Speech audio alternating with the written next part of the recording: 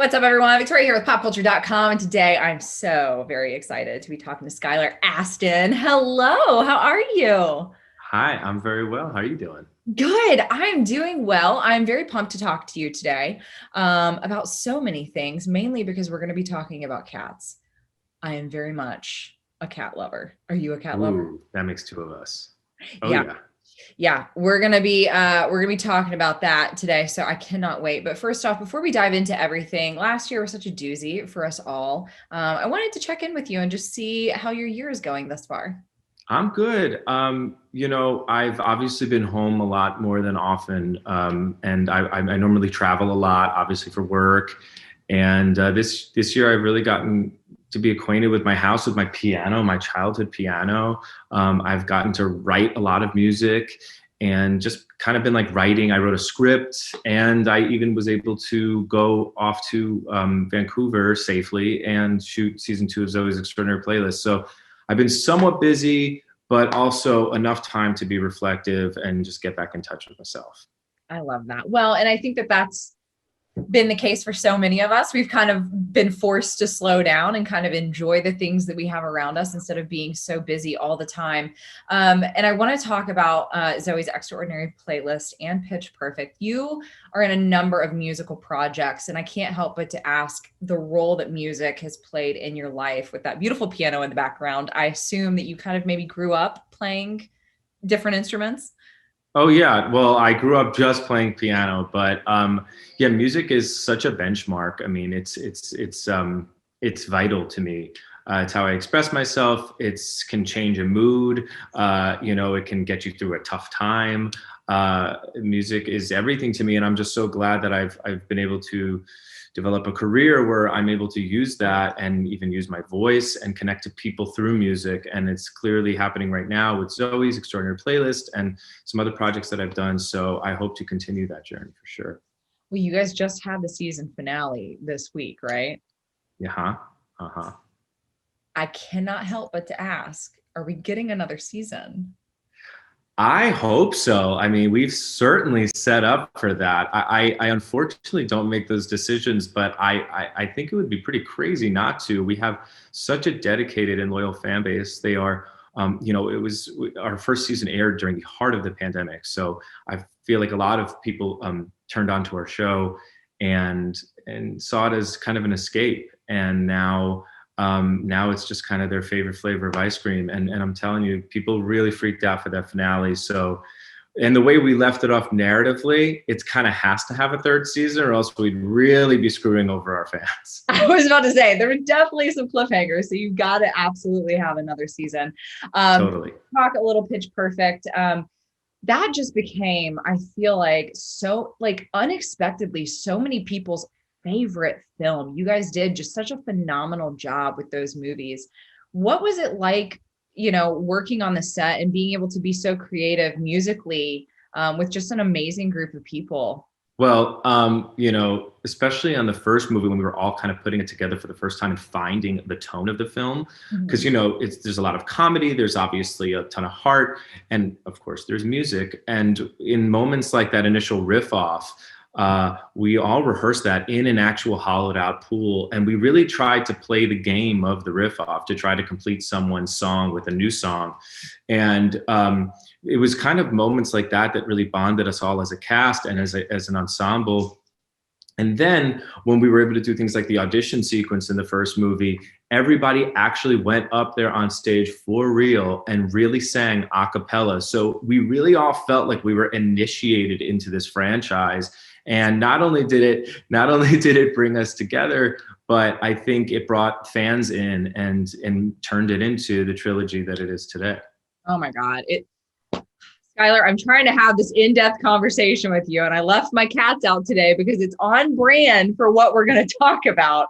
But this is also why I was about to say, but I don't leave my cats out for this reason. Because oh my God, you should actually have them displayed. I know. This is Taffy. She likes Taffy. the attention, but she doesn't. She's the chatty one. I'm so sorry about that. You guys just did such a phenomenal job with that. And I love that you shared all of that information for us. And I know that fans are eager to know if there's going to be a fourth one. A fourth Pitch Perfect? I mean, they know where to find me. Are you on board for that? I'm on board, of course. I mean, well, also, I think it's kind of funny because now where it sits in, with the third movie, it's like time is only our friend. I mean, I would like to do it next month, but I think that there's no world in which it doesn't happen in 5 years.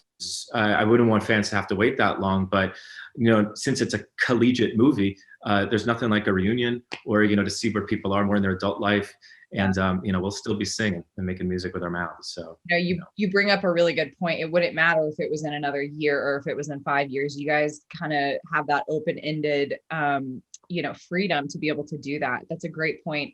Totally. Well, now that my cat has finally decided to go be good and not appear on camera, let's talk about your partnership with Temptations and why this is a must for you, because you're an animal lover like me. I love this. Yes. I'm such an animal lover, and my cat Annabelle is often my sidekick. Yeah. I've obviously been home more than usual, and that means spending quality time with her. And it's led to more treats, and we've been feeling the need to kind of switch things up a bit. So I found Temptations cat treats, the meaty bites and the creamy puree. We've kind of turned it into a little bit of a game, kind of like a fetch situation. And since the meaty bites are made of real meat, it kind of taps into Annabelle's carnivorous side. Yes. And it's also a bit of a bonding experience too for us, because she's a very cuddly cat. She's adorable and sweet and affectionate, but she's a little bit finicky with her food. And with the certain products like the creamy puree, she'll lick it right off my finger. And it's become like a really fun experience for the both of us. Did Annabelle, a lot of people, when this pandemic first started and we were forced to stay at home, I feel like a lot of people would joke about their animals being like, what are you doing home all the time? I'm just loving this. And then after like a couple of months, the animals are like, okay, please leave and give me my time alone. Did you notice that she was around more, or did she want to separate herself more? Or did she just enjoy the fact that you were home? No, she enjoyed the fact that I'm home. I mean, because we, not only do we like mess around and play around and give her sorts of treats, we also do like dance parties. I sometimes put the cats, literally just to be completely on brand, I put the Cats movie musical or Broadway musical soundtrack on and just dance to 𝐒𝐿 with her. So I maybe that weirds her out just a little bit, but other than that, I think she gets a kick out of it. You're like, please don't judge me. Okay. I feed you. Yeah, exactly. I love that. Oh my God, Skylar, I could talk about cats all day with you. What's next for you? I know that, again, last year was weird. And this year, I think we're kind of starting to safely kind of get out into the world. What do you have on the books for this year?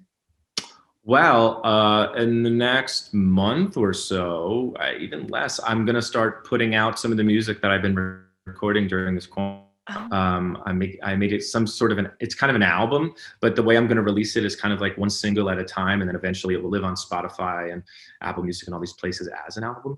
But my first single, I believe, is coming out late June. And I'm going to even shoot a little music video to accompany it. And just, it's a nice summer vibe, I feel like, the album. So I think it's good time right now when people are getting vaccinated and getting back out there and kind of want to dance around a little bit. It's the music that I kind of like to listen to and resonate with. So I'm really excited to get it out there. It's definitely got a top 40 feel to it. And I did it right in the comfort of my own home. So. Well, and I was about to ask you, is it based on what you've been going through this last year, year and few months, or is it kind of like kicking things back off? Like, this is an exciting time and I'm ready to go. It's a little bit of both. That's actually funny. Ready to Go is one of like the big lyrics in one of my first singles.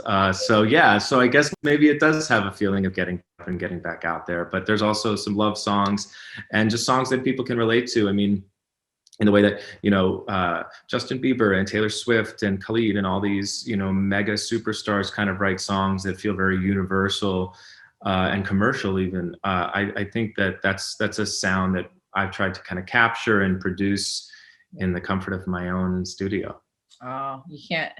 What more could you ask for? You're making music in your own house. Well, listen, you have an amazing voice. We all love hearing it. You do such a fabulous job with acting as well. Skylar, again, I could sit here and talk to you about cats all day because that's just a subject that I love. But I appreciate your time and I wish you the best this year. I hope that we're all able to get out there and have some fun this summer. So thank you so much for your time. Thanks for having me, Victoria. Everyone, for more on Skylar and your other favorite celebrities, make sure you keep it right here at popculture.com.